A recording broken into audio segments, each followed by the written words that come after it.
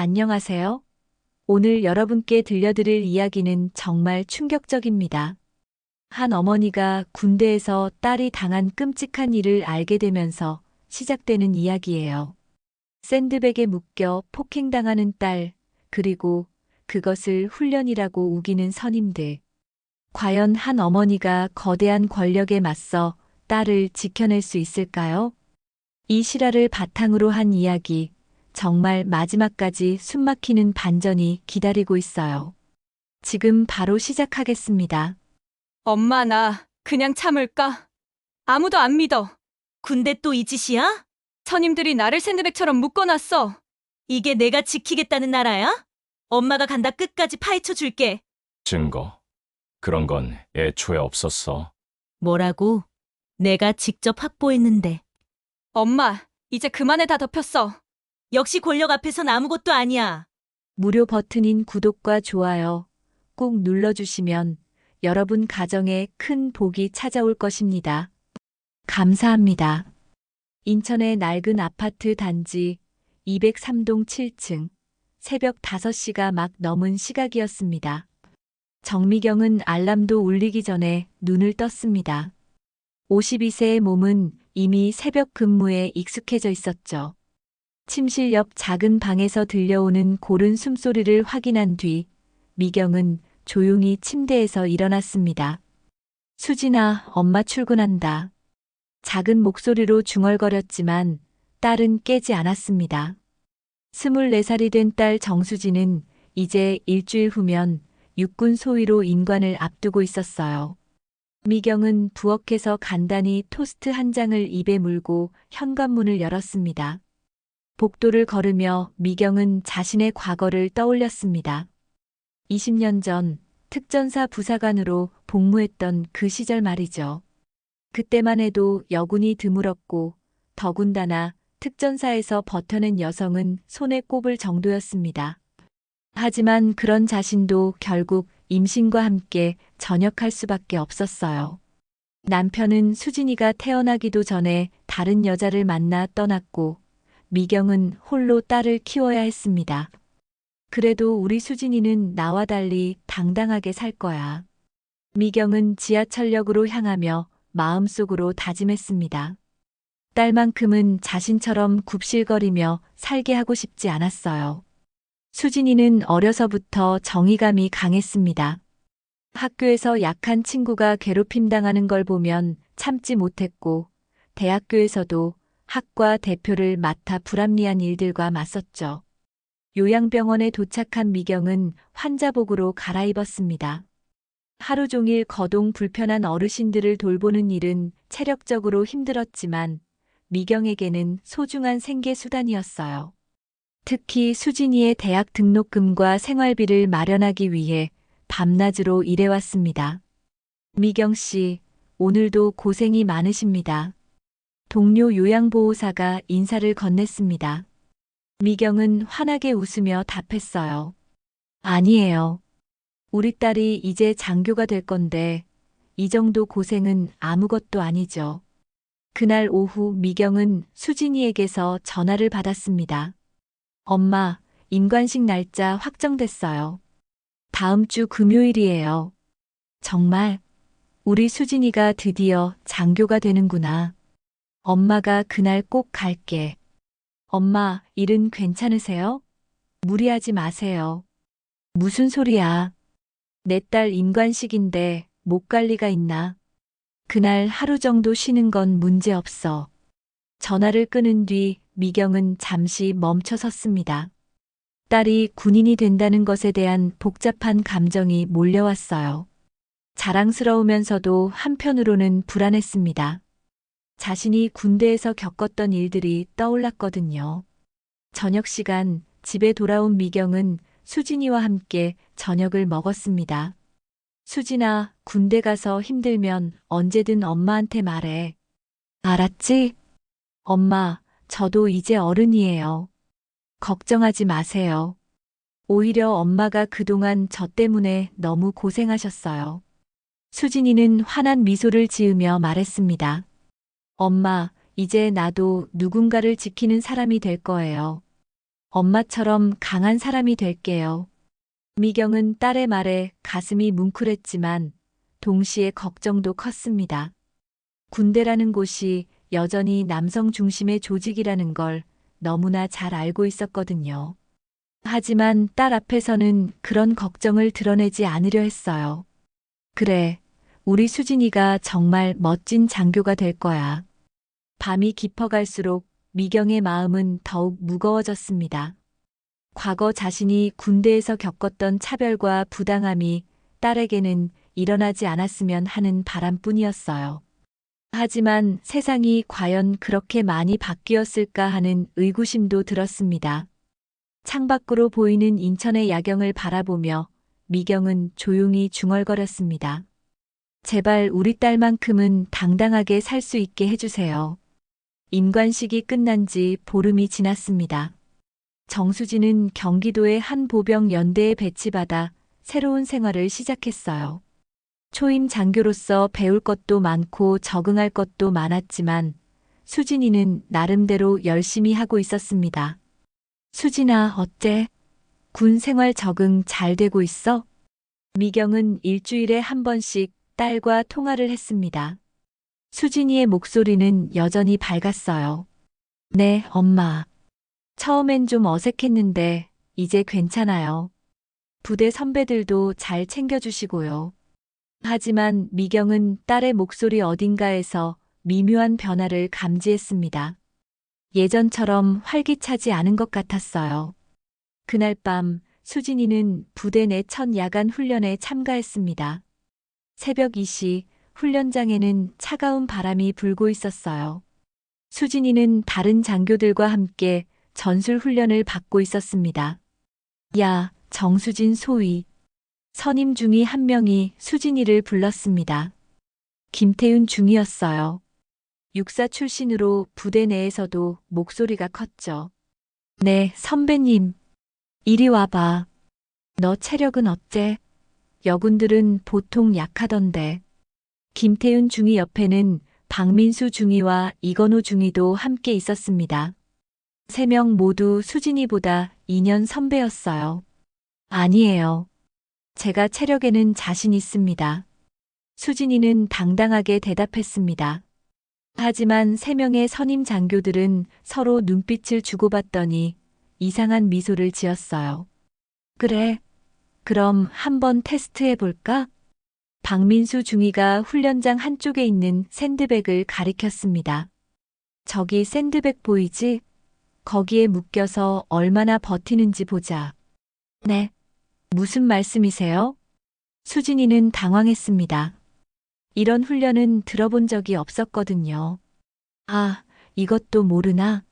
신임 장교들은 다 하는 거야. 정신력 테스트라고. 이건호 중위가 끼어들었습니다. 선배님, 그런 훈련이 정말 있나요? 제가 사관학교에서는. 야, 사관학교에서 뭘 배웠다고 그래? 여기는 실전 부대야. 우리 방식대로 해야 해. 김태윤 중위의 목소리가 날카로워졌습니다. 수진이는 어쩔 수 없이 고개를 끄덕였어요. 알겠습니다. 3명의 선임 장교들은 수진이를 샌드백에 묶기 시작했습니다. 로프로 손목과 발목을 묶더니 수진이를 샌드백에 고정시켰어요. 이제 우리가 주먹으로 몇 대 때릴 건데 아파도 소리 내면 안 돼. 알겠지? 네. 이건 훈련이 아니라. 닥쳐. 명령에 복종해.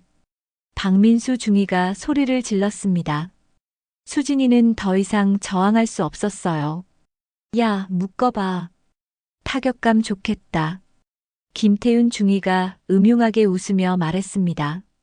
그리고는 수진이의 배를 주먹으로 때렸어요.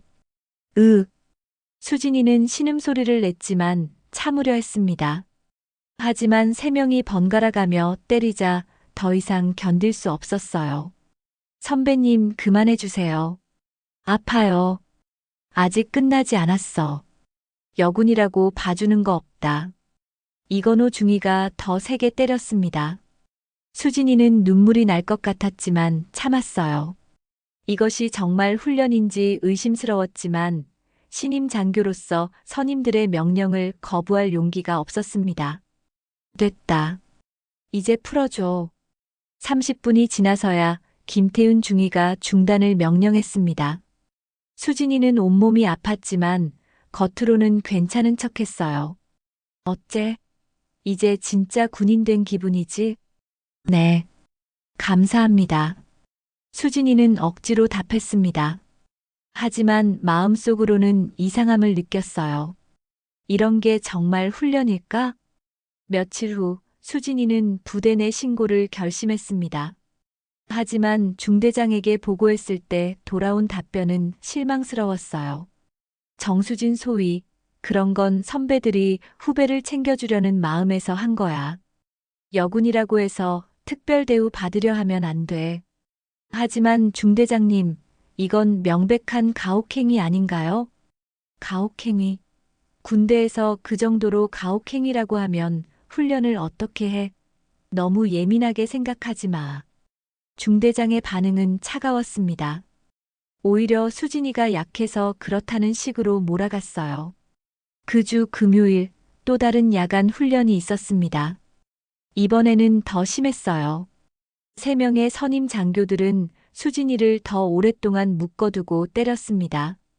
수진이는 중간에 의식을 잃을 뻔했어요. 훈련이 끝난 후 수진이는 화장실에서 몰래 울었습니다. 이게 정말 자신이 꿈꿔왔던 군인의 모습일까? 부대는 이를 단순 과로로 처리하려 했고 수진이의 호소는 묵살됐습니다.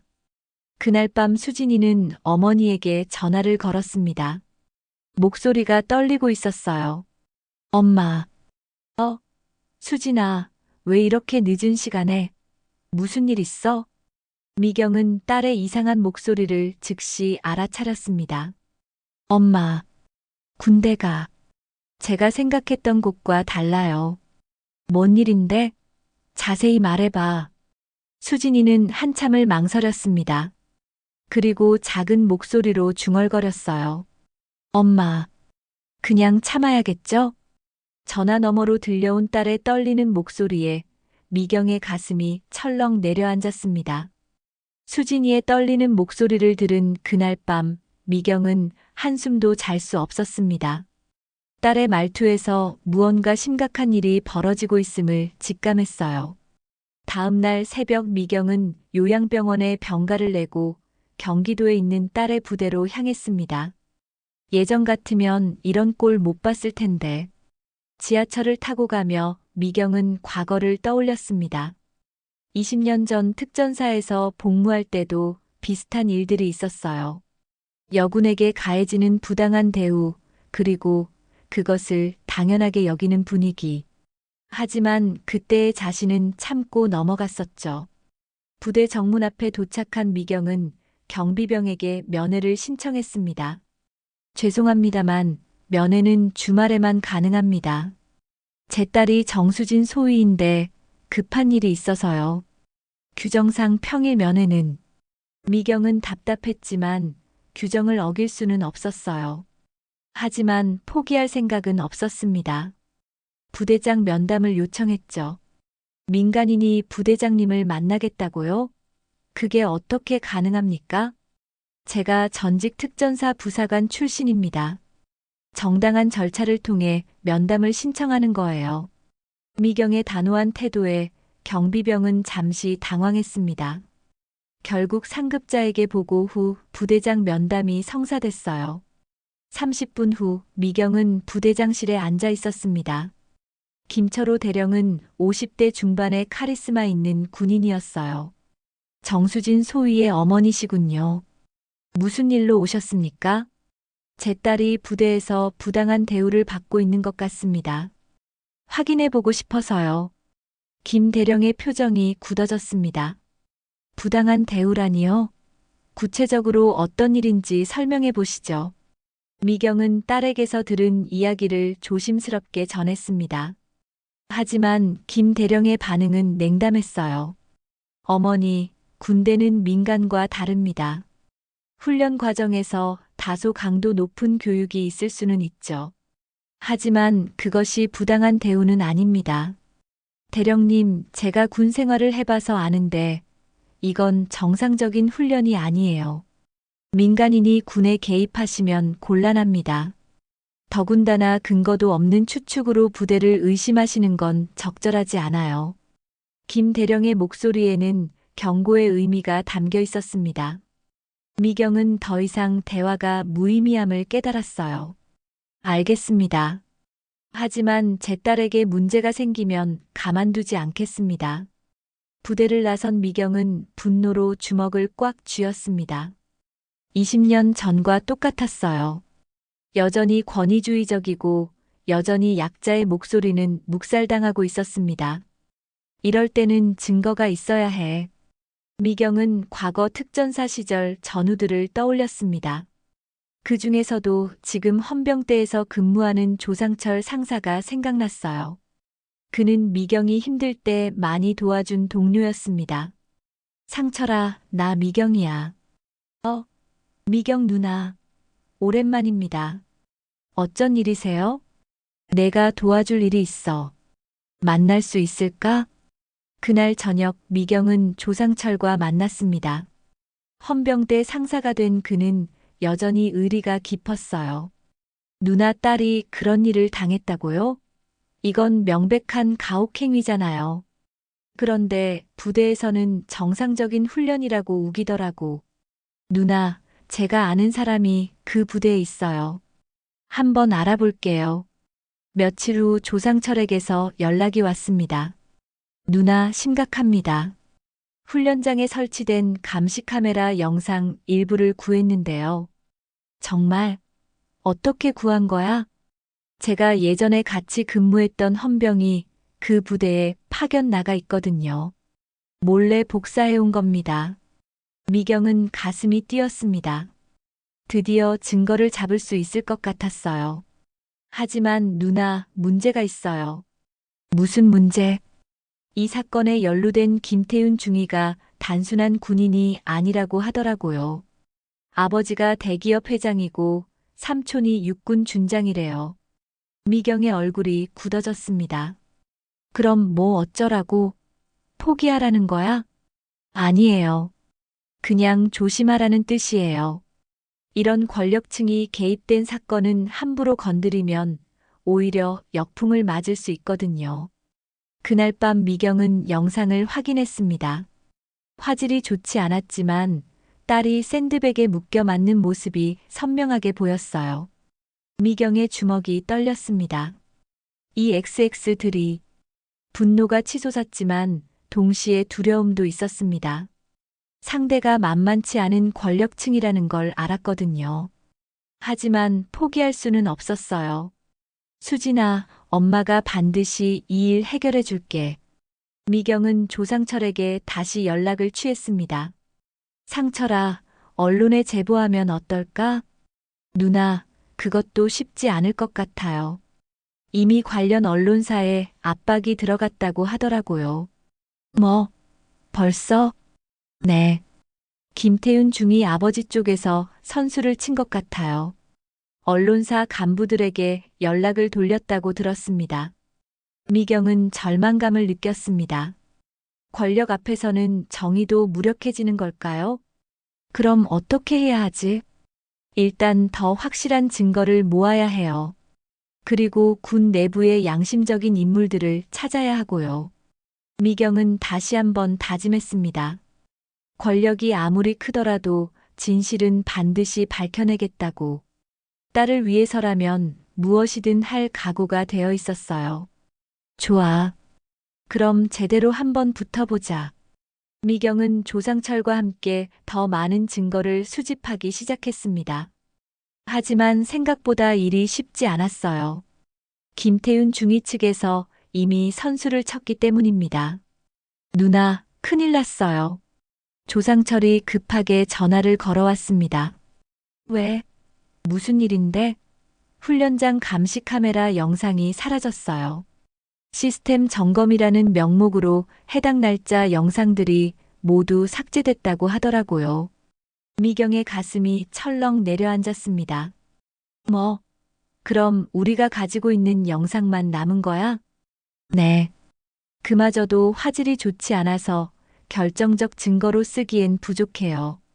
미경은 한숨을 깊게 내쉬었습니다. 상대방이 얼마나 체계적으로 증거인멸을 하고 있는지 실감했어요.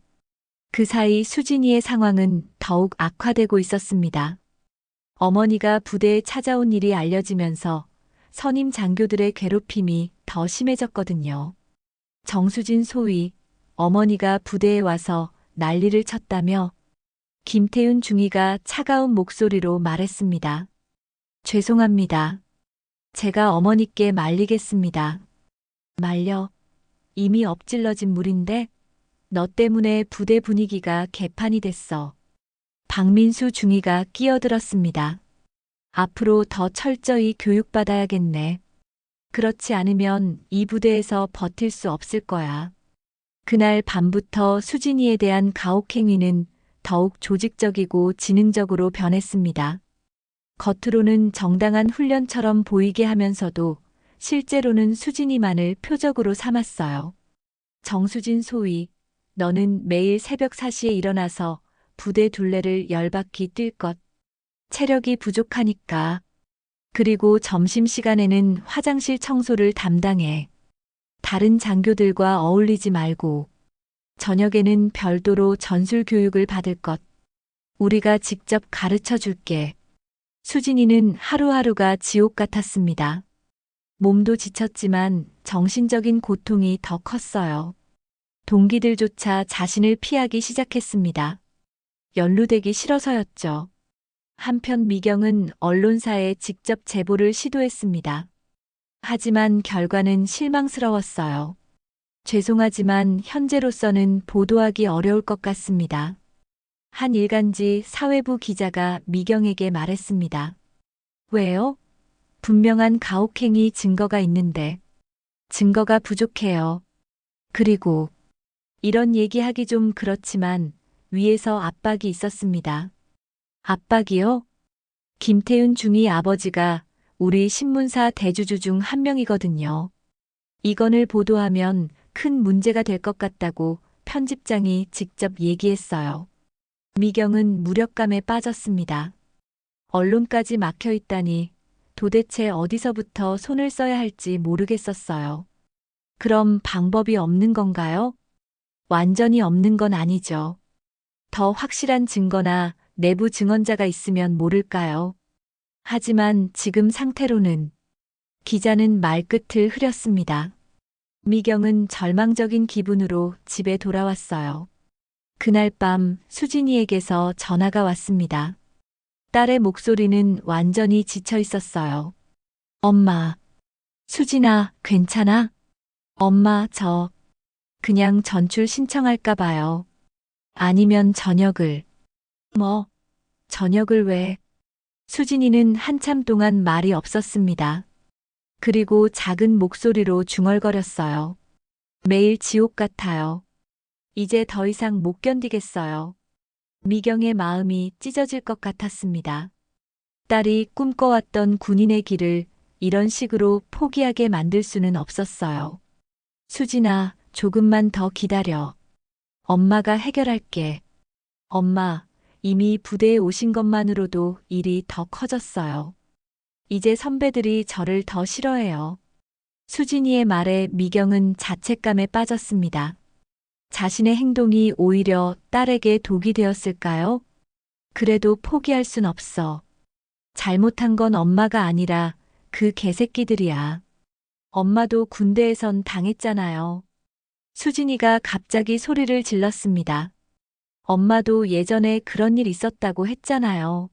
그런데 참고 넘어갔잖아요. 나도 그냥 참을게요. 미경은 딸의 말에 할 말을 잃었습니다. 맞는 말이었거든요. 20년 전 자신도 비슷한 일을 당했을 때 참고 넘어갔었어요. 수진아. 엄마, 저 정말 지쳤어요. 매일 새벽 4시에 일어나서 뛰어야 하고, 점심시간에는 혼자 화장실 청소하고, 저녁에는 또 따로 불러내서. 수진이의 목소리가 떨리기 시작했습니다. 어제는 샌드백에 또 묶였어요. 이번엔 30분이 아니라 1시간 동안. 미경의 분노가 폭발했습니다. 그 개새끼들이 또, 엄마, 이제 됐어요. 저 그냥 나올게요. 군인은 제 길이 아닌 것 같아요. 전화가 끊어진 후 미경은 한참 동안 망연자실했습니다. 딸이 꿈을 포기하려 하고 있었어요. 그것도 자신의 잘못 때문에. 그때 나는 왜 침묵했지? 미경은 20년 전 자신의 선택을 후회했습니다. 그때 싸웠다면 이런 일이 반복되지 않았을 텐데. 자신의 침묵이 또 다른 피해자를 만든 것 같았어요. 하지만 이번에는 달랐습니다. 절대 포기할 수 없었어요. 안 돼. 이번에는 끝까지 싸울 거야. 미경은 주먹을 꽉 쥐었습니다. 미경은 마지막 희망을 걸고 모든 증거를 정리해서 국방부 감찰실에 직접 제출하기로 했습니다. 조상철이 구해온 영상과 수진이의 증언, 그리고 부대 내 다른 피해 사례까지 모두 담았어요. 누나, 정말 이렇게 하시는 거예요? 위험할 수도 있어요. 조상철이 걱정스러운 표정으로 말했습니다. 상철아, 내 딸이 포기하려고 해. 이제 정말 마지막이야. 미경의 목소리에는 절박함이 담겨 있었습니다. 서울 용산구에 위치한 국방부 청사. 미경은 떨리는 마음으로 감찰실을 찾았어요. 민원 접수하러 왔습니다. 어떤 민원이신가요? 군 내 가혹행위에 관한 제보입니다. 담당 공무원은 미경이 제출한 서류를 훑어봤습니다. 접수는 해드리겠습니다만 조사까지는 시간이 걸릴 수 있어요. 얼마나 걸리나요? 보통 23개월 정도. 23개월이요? 그동안 제 딸은 어떻게 하라는 거죠? 미경의 목소리가 높아졌지만 소용없었습니다. 관료주의의 벽은 높았어요.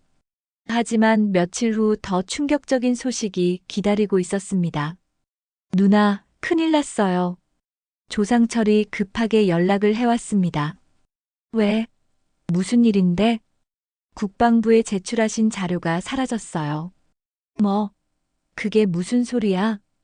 감찰실에서 연락이 왔는데 시스템 오류로 파일이 손상됐다고 하더라고요. 다시 제출해달라는데.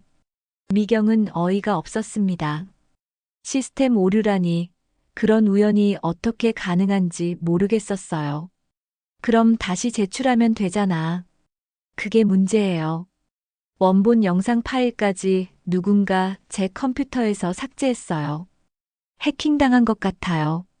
미경의 머리가 하얘졌습니다. 모든 증거가 사라진 거였어요. 그럼 이제 아무것도 없다는 거야? 네. 죄송해요, 누나. 제가 보안에 더 신경 썼어야 했는데. 더 충격적인 일은 그 다음에 벌어졌습니다. 미경은 부대 헌병대로부터 출두 명령을 받았어요. 정미경 씨죠? 군사경찰청에서 나왔습니다. 2명의 헌병이 미경의 집 앞에 나타났습니다. 무슨 일인가요? 군 기밀 유출 혐의로 조사받으셔야 합니다. 군 기밀 유출이요? 제가 언제? 부대 내부 영상을 무단으로 취득하고 유포한 혐의입니다. 동행해 주시죠. 미경은 어이가 없었지만 따라갈 수밖에 없었어요. 헌병대 조사실에서 미경은 몇 시간 동안 조사를 받았습니다. 정미경 씨, 부대 내부 기밀 영상을 어떻게 입수했습니까? 그건 제 딸이 당한 가혹행위를 증명하기 위해서였어요. 가혹행위라는 증거가 있습니까? 현재로선 정당한 훈련으로 보이는데요. 영상을 보셨잖아요. 샌드백에 묻고 때린 게. 영상이요? 저희가 확인한 바로는 그런 영상은 존재하지 않습니다. 조사관이 차갑게 말했습니다. 미경은 소름이 돋았어요. 완전히 짜인 각본이었습니다. 앞으로는 군 관련 일에 개입하지 마시죠. 자칫하면 더 큰 문제가 될 수 있습니다. 조사가 끝난 후 미경은 완전히 지쳐서 집에 돌아왔습니다. 모든 게 무너진 기분이었어요. 그날 저녁 수진이에게서 전화가 왔습니다. 엄마, 사직서 써냈어요. 뭐, 수진아. 더 이상 버틸 수 없어요. 오늘도 또. 수진이의 목소리가 끊어졌습니다. 울고 있는 게 분명했어요. 무슨 일인데? 선배들이 제 사물함에 쓰레기를 가득 채워놨어요. 그리고 동기들 앞에서 저를 바보라고.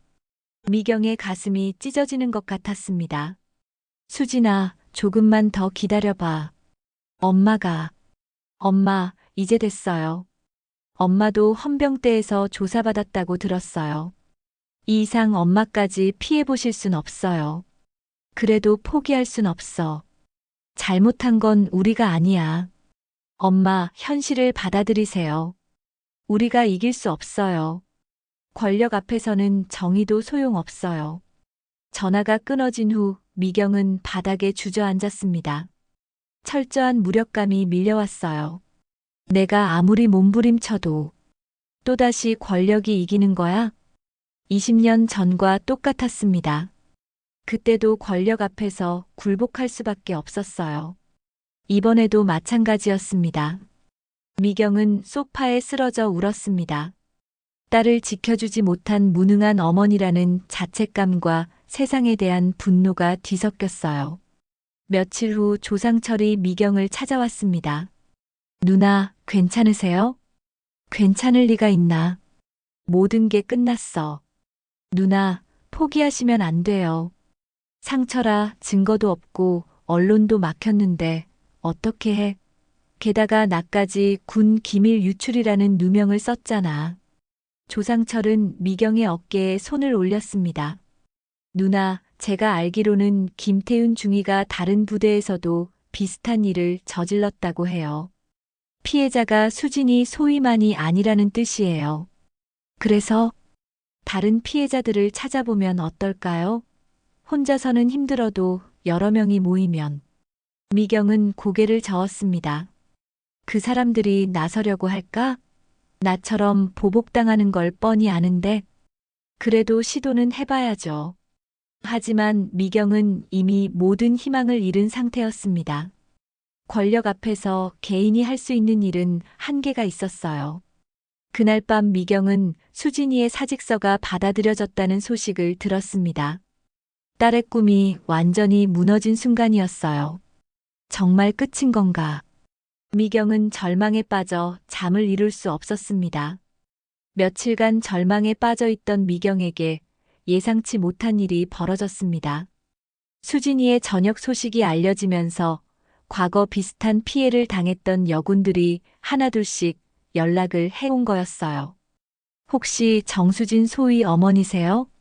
낯선 여성의 목소리였습니다. 네, 그런데 누구세요? 저는 이민지라고 합니다. 3년 전에 같은 부대에서 복무했었어요. 미경의 심장이 뛰기 시작했습니다. 혹시, 네, 저도 비슷한 일을 당했어요. 김태윤 중위한테요. 이민지의 증언은 충격적이었습니다. 3년 전에도 똑같은 일이 벌어졌었던 거예요. 저도 샌드백에 묶였고 매일 새벽 체력 훈련이라는 명목으로 괴롭힘을 당했어요.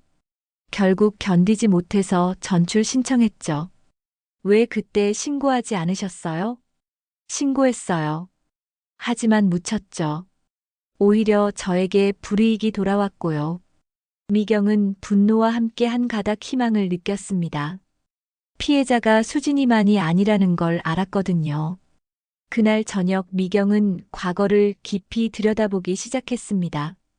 20년 전 특전사 시절 자신도 비슷한 일을 겪었었어요. 그리고 그때 함께 고통받았던 동료가 있었습니다. 박영미. 미경은 20년 전 동료의 이름을 중얼거렸습니다. 박영미는 미경보다 1살 어린 후배였는데 상관에게 지속적인 성희롱과 가혹행위를 당했었어요. 하지만 당시 미경은 자신의 일로도 벅차서 영미를 제대로 도와주지 못했습니다. 그때 내가 싸웠어야 했다. 미경은 후회가 밀려왔습니다. 영미는 결국 견디지 못해서 극단적인 선택을 했었거든요. 그 일로 부대는 한동안 시끄러웠지만 결국 개인의 문제로 처리되었습니다. 이젠 못 참아. 미경은 결심했습니다. 20년 전 영미를 지켜주지 못한 죄책감과 지금 수진이를 지켜야 한다는 사명감이 합쳐졌어요. 미경은 조상철에게 연락했습니다. 상철아, 나 다시 시작하려고 해. 누나, 정말요? 하지만 증거가 없잖아요. 증거는 다시 만들면 돼. 그리고 다른 방법을 써보자. 다른 방법이요? 김태윤 중위의 과거를 파헤쳐보는 거야. 분명 다른 사건도 있을 거야. 조상철은 잠시 망설였습니다. 누나, 그러면 정말 위험해질 수도 있어요. 위험해도 해야 해. 내가 20년 전에 못한 일을 이번에는 꼭 해야 해. 미경의 목소리에는 전에 없던 결기가 담겨 있었습니다. 며칠 후 조상철이 중요한 정보를 가져왔습니다. 누나, 김태윤 중위 관련해서 충격적인 사실을 알아냈어요. 뭔데? 이 사람이 사관학교 시절에도 문제를 일으켰더라고요. 후배들을 상습적으로 괴롭혔는데 아버지가 대기업 회장이다 보니까 모든 게 덮였어요. 구체적으로 어떤 일들이? 후배생도 한 명이 자살 시도까지 했다고 해요. 하지만 이것도 개인적인 문제로 처리됐고요. 미경의 분노가 치솟았습니다. 그럼 이 개새끼는 처음부터 상습범이었다는 거네. 맞아요. 그리고 누나, 더 중요한 건 현재 김태윤 중위가 있는 부대에 내부 고발자가 있다는 거예요. 내부 고발자요? 네. 양심적인 장교 한 분이 계신데 이분이 김태윤 중위의 행동을 문제 삼고 있어요. 하지만 혼자서는 어떻게 할 수 없는 상황이고요. 미경의 눈이 번뜩였습니다. 그분과 연결해 줄 수 있어? 가능할 것 같아요. 하지만 조심스럽게 접근해야 해요. 일주일 후 미경은 서울의 한 조용한 카페에서 그 장교를 만났습니다. 최종민 소령이라는 분이었어요. 안녕하세요. 조상철 상사로부터 연락받고 왔습니다. 최 소령은 40대 초반의 진중한 인상이었습니다. 정수진 소위 어머니시군요. 안타까운 일입니다. 소령님도 상황을 알고 계시는군요. 물론이죠. 김태윤 중위의 행동은 부대 내에서도 문제가 되고 있어요. 하지만 워낙 배경이 든든해서 아무도 건드리지 못하고 있습니다. 최 소령은 한숨을 쉬며 계속 말했습니다. 사실 저도 여러 번 상부에 보고했지만 번번이 묵살됐어요. 오히려 저에게 불이익이 돌아올 뻔했고요. 그럼 소령님이 도와주실 수 있나요? 혼자서는 한계가 있습니다. 하지만 외부에서 압력이 가해진다면 상황이 달라질 수도 있어요. 어떤 압력 말씀이세요? 최 소령은 주위를 살핀 후 작은 목소리로 말했습니다. 언론과 시민단체의 압력이요. 그리고 무엇보다 피해자들이 직접 나서는 게 중요해요. 하지만 언론은 이미 막혔는데요. 모든 언론이 다 막힌 건 아닙니다. 작은 매체부터 시작해서 여론을 만들어 나가는 거죠. 미경은 희망을 느끼기 시작했습니다. 그럼 구체적으로 어떻게 하면 될까요? 우선 피해자들을 더 모아야 해요. 그리고 확실한 증거를 수집해야 하고요. 증거는 다 사라졌는데 새로 만들면 됩니다. 현재 진행형인 가혹행위를 현장에서 포착하는 거죠. 최소령의 말에 미경은 깜짝 놀랐습니다. 현재 진행형이요? 아직도 계속되고 있다는 말씀인가요? 안타깝게도 그렇습니다. 수진이 소위가 나간 후에도 새로운 타겟이 생겼어요. 신임 여군 장교가 또 한 명 들어왔거든요. 미경의 주먹이 떨렸습니다. 또 다른 수진이가 생긴 거였어요. 절대 안 돼. 이번에는 막아야 해. 그래서 제가 부탁드리는 겁니다. 함께 싸워주세요. 미경은 최소령과 악수했습니다. 좋습니다. 이번에는 끝까지 해보죠. 최종민 소령과의 만남 이후 미경은 체계적으로 움직이기 시작했습니다. 우선 과거 피해자들을 더 많이 찾아내는 것이 급선무였어요. 누나, 대박이에요. 조상철이 흥분한 목소리로 전화를 걸어왔습니다. 왜? 무슨 일인데? 김태윤 중위 관련 피해자가 5명이나 더 나왔어요. 모두 비슷한 피해를 당했다고 해요. 미경의 가슴이 뛰었습니다. 정말 그 사람들이 증언해줄 의향이 있대? 처음엔 주저했는데 수진이 소위 사건을 듣고 마음을 바꿨어요. 이제는 더 이상 참을 수 없다고 하더라고요. 일주일 후 미경은 피해자들과 첫 모임을 가졌습니다. 서울 시내 작은 회의실에 6명의 여성이 모였어요. 모두 김태윤 중위에게 피해를 당한 전직 여군들이었습니다. 안녕하세요. 저는 정수진의 어머니 정미경입니다. 저는 이민지예요. 3년 전에 당했고요. 저는 박소영입니다. 5년 전에 한 명씩 자신을 소개하며 당시 상황을 털어놓았습니다. 모두 비슷한 패턴의 가혹행위를 당했었어요. 우리 모두 혼자서는 할 수 없었지만 함께라면 달라질 거예요. 미경이 말했습니다. 하지만 보복이 두려워요. 김태윤 중위 아버지가 얼마나 무서운 사람인지 아시잖아요. 이민지가 걱정스럽게 말했습니다. 그래서 더 철저히 준비해야 해요. 이번에는 그들이 덮을 수 없을 만큼 큰 파장을 일으켜야 합니다. 미경의 눈에는 결의가 가득했습니다. 한편 최종민 소령은 부대 내에서 새로운 증거를 수집하고 있었습니다. 김태윤 중위가 새로 들어온 여군 장교를 괴롭히는 모습을 몰래 녹음하고 있었거든요. 이번엔 실수하지 말자. 최 소령은 휴대폰 녹음 기능을 켜고 훈련장으로 향했습니다. 정혜린 소위, 이리 와봐. 김태윤 중위가 신임 여군 장교를 불렀습니다. 네, 선배님. 너도 선배들이 받은 특별 훈련을 받아야겠어. 정신력 강화 훈련이야. 최 소령은 숨어서 모든 상황을 녹음했습니다. 김태윤 중위가 정혜린 소위를 샌드백에 묶고 폭행하는 모습까지 생생하게 담겼어요. 이제 됐다. 최 소령은 즉시 미경에게 연락했습니다. 결정적인 증거를 확보했습니다. 이번엔 그들이 부인할 수 없을 거예요. 미경은 드디어 때가 왔다고 생각했습니다. 모든 증거와 증언을 정리해서 여러 곳에 동시에 제출하기로 했어요. 상철아, 국방부 군사경찰청에 직접 가자. 누나, 이번엔 정말 안전할까요? 이번엔 달라. 증거도 확실하고 피해자들도 많아. 게다가 내부 고발자까지 있어.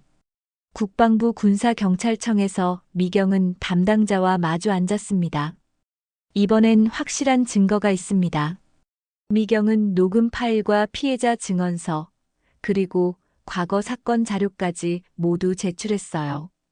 이 정도면 수사에 착수할 수 있겠네요. 담당자의 반응이 이전과 달랐습니다. 워낙 확실한 증거들이라 무시할 수 없었거든요. 동시에 미경은 시민단체와도 연결했습니다. 국내 성폭력 근절을 위해 활동하는 여성단체였어요. 이런 체계적인 가혹행위는 반드시 근절되어야 합니다. 단체 대표가 미경의 손을 잡았습니다. 저희가 기자회견을 주선해드리겠어요. 언론의 관심을 끌어야 해요. 하지만 김태윤 중위 측에서도 가만히 있지 않았습니다. 아버지인 김 회장이 직접 나섰거든요. 이 일을 덮지 못하면 너희들 다 끝장이야. 김 회장은 부하들에게 소리를 질렸습니다. 회장님, 이번엔 증거가 너무 확실해서. 증거가 뭐가 확실해? 돈으로 안 되는 게 어딨어? 김 회장은 언론사 사주들에게 직접 전화를 걸기 시작했습니다. 하지만 이미 여러 매체에 동시에 제보가 들어간 상태였어요. 회장님, 이번엔 막기 어려울 것 같습니다. 시민단체까지 나섰거든요. 그럼 어떻게 하라는 거야? 김 회장은 분노했지만 속수무책이었습니다. 며칠 후 드디어 결정적인 순간이 왔습니다. 시민단체 주최로 기자회견이 열렸어요. 미경과 피해자들이 모두 참석했습니다. 지금부터 군 내 가혹행위 실태를 고발하는 기자회견을 시작하겠습니다. 기자회견장은 많은 기자들로 붐볐어요. 이민지가 먼저 마이크 앞에 섰습니다. 저는 3년 전 김태윤 중위에게 가혹행위를 당했습니다. 샌드백에 묶여 폭행당했고, 한 명씩 돌아가며 자신의 피해 사실을 증언했습니다. 기자들은 충격에 빠진 표정으로 메모를 했어요. 마지막에 미경이 마이크 앞에 섰습니다. 제 딸 정수진도 같은 피해를 당했습니다. 그리고 20년 전 제 동료 박영민은 이런 일을 견디지 못해 세상을 떠났어요. 미경의 목소리가 떨렸습니다. 더 이상 이런 일이 반복되어서는 안 됩니다. 군이라는 이름으로, 훈련이라는 핑계로 이런 일이 용납될 수는 없어요. 그 순간 기자회견장 뒤편에서 수진이가 나타났습니다. 미경은 깜짝 놀랐어요. 수진아. 수진이는 단호한 표정으로 마이크 앞에 섰습니다. 안녕하세요. 저는 피해자 정수진입니다. 기자회견장이 조용해졌습니다. 엄마, 이제 나도 침묵하지 않을 거예요. 수진이는 자신이 당한 모든 일을 상세히 털어놓았습니다. 샌드백에 묶여 맞은 일, 매일 새벽 체벌을 받은 일, 동료들 앞에서 모욕당한 일까지. 저는 군인이 되고 싶었습니다. 누군가를 지키는 사람이 되고 싶었어요. 하지만 그곳에서 저는 지켜지지 못했습니다. 기자회견이 끝난 후 모든 언론이 일제히 보도했습니다. 김태윤 중위와 관련 장교들의 실명이 공개되고 대기업 회장 아들의 특혜 의혹까지 제기됐어요. 이제 끝났다. 미경은 딸의 손을 꽉 잡았습니다. 기자회견이 끝난 지 일주일 사회는 발칵 뒤집혔습니다. 연일 이어지는 보도에 국방부는 더 이상 침묵할 수 없었어요. 군사경찰청은 즉시 수사에 착수했고 김태윤 중위를 포함한 관련 장교들이 줄줄이 소환됐습니다. 김태윤 중위 긴급 체포합니다. 수사관들이 부대로 직접 찾아와 김태윤을 체포했습니다. 함께 가혹행위에 가담했던 박민수 중위와 이건호 중위도 마찬가지였어요. 이건 음모야. 내 아버지가 가만두지 않을 거다. 김태윤이 발악했지만 소용없었습니다. 너무 많은 증거와 증인이 있었거든요. 김태윤의 아버지인 김 회장도 압수수색을 받았습니다. 군 간부들에게 뇌물을 준 정황이 드러났거든요. 회장님, 군 간부 매수 혐의로 조사받으셔야 합니다. 이건 말도 안 돼. 내가 언제. 하지만 통화 기록과 금융 거래 내역이 모든 걸 말해주고 있었어요. 한편 부대 내에서는 대대적인 개혁이 시작됐습니다. 김철호 대령을 포함해 사건을 묵인했던 지휘관들이 모두 문책됐어요. 이런 일이 다시는 일어나지 않도록 하겠습니다. 새로 부임한 부대장이 공식 사과문을 발표했습니다. 그리고 최종민 소령은 용기 있는 내부 고발로 표창을 받았어요. 소령님 덕분에 진실이 밝혀질 수 있었습니다. 미경은 최 소령에게 깊은 감사를 표했습니다. 당연한 일을 했을 뿐입니다. 앞으로 이런 일이 재발하지 않도록 제가 계속 지켜보겠어요. 재판이 시작됐습니다. 법정에는 연일 많은 기자와 시민들이 몰려들었어요. 피해자들이 한 명씩 증언대에 서서 당시 상황을 생생하게 증언했습니다. 피고인 김태윤은 직권을 남용하여 부하 장교들에게 지속적인 가혹행위를 가했습니다. 검사가 기소장을 낭독했습니다. 이는 단순한 훈련이 아닌 명백한 폭행이자 인권 유린입니다. 김태윤의 변호사는 여전히 정당한 훈련이었다고 주장했지만 법원은 받아들이지 않았어요. 피고인 김태윤에게 징역 3년을 선고합니다. 판사의 선고가 떨어지자 방청석에서 박수가 터져나왔습니다. 박민수와 이건호도 각각 징역 2년을 선고받았어요. 김 회장 역시 군 간부 매수 혐의로 징역 5년을 선고받았습니다.